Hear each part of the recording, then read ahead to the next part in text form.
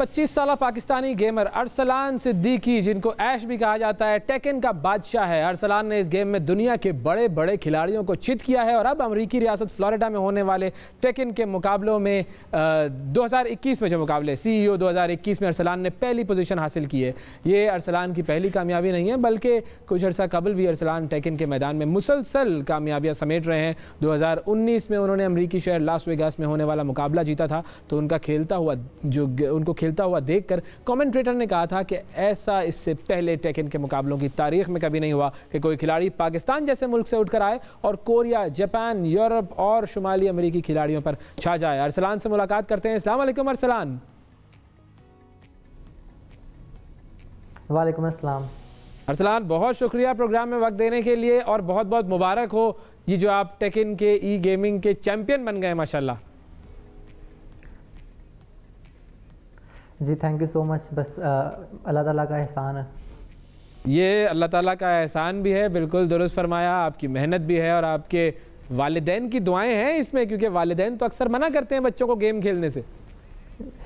जी जी बेशक, एग्जैक्टली जो मैं खुद भी सोचता हूँ कि इतने लोग आते हैं हर दफ़ा और अल्लाह ताला मुझे जिताते हैं, और इसके अंदर ज़रूरी मेरी अम्मी की दुआ है कि मैंने भी इंस्टा पे स्टोरी भी लगाया कि ये जो भी मैं जीता हूँ मैं अपनी मम्मा की दुआ को ऐसे जीता हूँ कि वो बहुत दुआ करती हैं मेरे लिए हर मैच से पहले। माशाल्लाह। अच्छा ये बताइए, गेमिंग में आपका इंटरेस्ट कब शुरू हुआ? गेमिंग के अंदर मैं जब बचपन से था तभी से मैं गेमिंग कर रहा हूँ। कोई मैं 5 साल का था, नहीं 7-8 साल का था तभी मैं गेमिंग कर रहा हूँ। बचपन से मुझे शौक़ था गेमिंग का। मेरे एरिया के सामने गेमिंग हुआ करती थी, तो मैं स्लीप वॉक भी कभी कभी करके गेमों में जाया करता था। तो शौक़ तो मुझे शुरू से ही है, ये बचपन से मेरा शौक़ था गेमिंग करना। अच्छा, और ये जो टेकन का गेम है जिसके अंदर आपने ये वर्ल्ड चैम्पियनशिप जीती है, इसकी तरफ आप कैसे, इसमें क्या ऐसी ख़ास चीज़ है कि जिसने आपको अट्रैक्ट किया? और ज़ाहिर है गेम्स तो और बहुत सारे हैं। जी टेकन क्योंकि जिस एरिया में था, मैं दरोगे वाले से ताल्लुक़ रखता हूँ, उस एरिया के मेरे घर के बिल्कुल सामने गेमिंग हुआ करती थी। वहाँ पे काफ़ी गेम्स हुआ करती थी जो आप टोकन वाली गेम जिसे कहते हैं। हाँ। तो वहाँ पे टेकन 3 हुआ करती थी उस ज़माने में, मैं छोटा था, तो उस पर बहुत रश हुआ करता था। तो वो चीज़ मुझे कहती थी कि यार इस गेम में ऐसा क्या है, क्योंकि फाइटिंग गेम थी और जब छोटे होते हैं लड़के वो आपस में लड़ा करते थे और खेलने के लिए कि कौन बड़ा प्लेयर कौन छोटा प्लेयर। तो उस गेम में बड़ा रश था, तो उस गेम में मैं बहुत ट्रैक किया और फिर मैंने वो खेलना स्टार्ट कर दी। तो फिर इस तरह ये सिलसिला चलता रहा टेकन का ही। अच्छा, तो जब आप बचपन में गेम की तरफ जाते थे, वो टोकन वाली जो गेम होती है, अक्सर औकात ऐसा होता है मौलवी साहब से पढ़ने जा रहे होते हैं बच्चे सिपारा, तो फिर उधर निकल जाते हैं, ऐसे ही होता था? ये मैं असल में काफ़ी लोगों को पता नहीं, मैं हिफज भी करता था। तो ये आपने मौलवी साहब वाली बात की, मुझे अपना वक्त याद आ गया। जब मैं हिफज करने जाया करता था तो मैं मदरसे के बजाय गेमों में चला जाया करता था। तो मेरे साथ कई दफ़ा मौलवी साहब भी पीछे गेमों में आ गए थे कि ये अरसलान क्या काम, बस बड़ा पढ़ने आया ही नहीं। तो मम्मा भी, और ये चीज़ें चलती रहती थी, ऐसा ही था बिल्कुल। तो मार भी पड़ी होगी फिर तो? हाँ, मुझे शायद सबसे ज़्यादा मार पड़ी है गेमिंग से।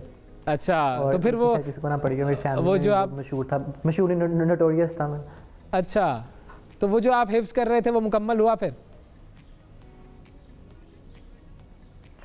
नहीं, वो गेमों की वजह से नहीं हो सका। मैंने 5 सिपारे हिफ्ज किए थे, अभी भी थोड़े बहुत याद है, लेकिन गेमों की वजह से हिफ्ज नहीं हो सका। अच्छा, चलें अल्लाह ताला ने आपको जिस काम के लिए चुना था वो वाला काम तो आप कर ही रहे हैं। बाकी ये कि ज़ाहिर है कुरान से, दीन से, इस्लाम से हम सबका रिश्ता जो है वो ज़रूरी है। मुझे ये बताइए कि ये वर्ल्ड चैम्पियनशिप जो थी उसमें कितने लोग गए थे, कितनी टीम्स थी, और आपने जो चैम्पियनशिप जीती फिर उसकी कुछ स्किल्स पर भी हम आते हैं। पहले तो ज़रा उस मुकाबले की तफसीलात बताइए।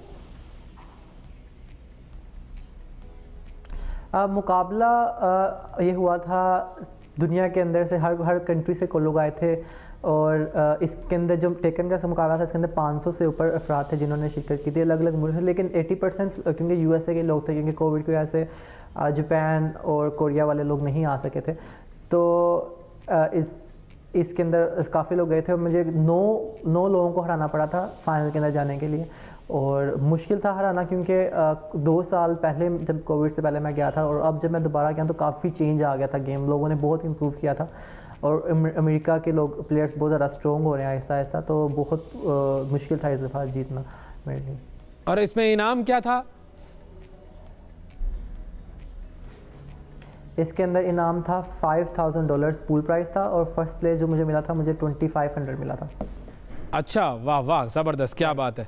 अच्छा ये बताइए कि इतने बड़े लेवल पर गेमिंग के मुकाबले में जाना, उसको जीतना, क्या स्पेसिफिक स्किल्स चाहिए होती हैं इसके लिए? क्योंकि ज़ाहिर है बहुत सारे लोग दुनिया में आते हैं, मुकाबलों में आते हैं गेम खेलने के लिए, और पाकिस्तान में भी बहुत सारे लोग गेम खेलने में लगे हुए हैं। तो वो क्या स्किल्स हैं जो आप में हैं जिसकी वजह से आप इस लेवल तक पहुँच पाएँ?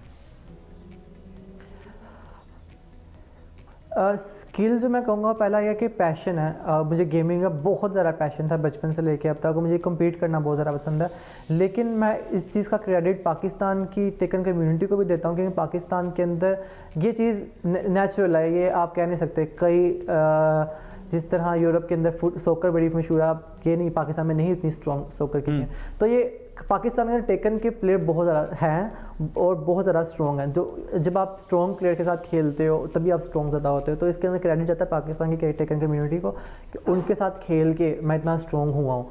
और ये पैशन भी, मैं पैशन है, पैशन के अगर कोई चीज़ मुमकिन नहीं है। अगर मुझे शौक नहीं है चीज़ का तो मैं कभी चीज़ कर ही नहीं सकता।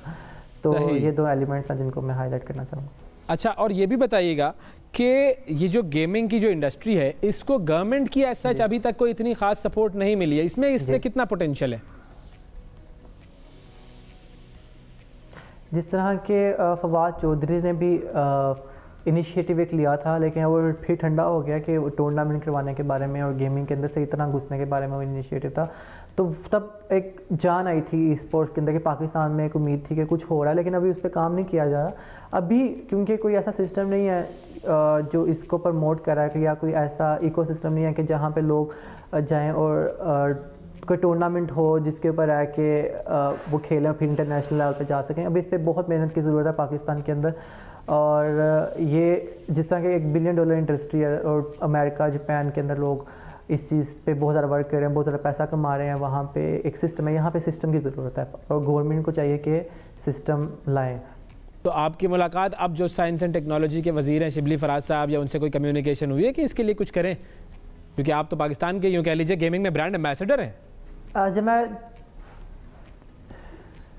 जी एग्जैक्टली, क्योंकि 2019 के अंदर मेरी मुलाकात होनी थी फवाद चौधरी से भी और काफ़ी लोगों से, मैं नाम या नहीं याद आ रहा है, लेकिन कोविड शुरू हो गया, उसके बाद नहीं मुलाकात हो सकी। उम्मीद है कि इस इंटरव्यू से या इसके ज़रिए हम ये इस चीज़ को प्रमोट कर सकूं मैं और हम इस पे इंशाल्लाह। अच्छा ये भी मुझे बताइए, बहुत सारे बच्चे जो हैं वो गेमिंग में इंटरेस्टेड तो होते हैं, लेकिन ज़ाहिर है उनकी पढ़ाई मुतासर हो रही होती है और अम्मा अब्बा परेशान हो रहे होते हैं कि ये बच्चा जो है वो तो गेम्स में पड़ गया है, पढ़ाई जो है वो उसकी सही हो नहीं रही, फेल हो रहा है या नंबर अच्छे नहीं आ रहे। तो वो बच्चे क्या करें और वो वालिदैन क्या करें? वो बच्चे पढ़ें, पहले पढ़ाई फर्स्ट है।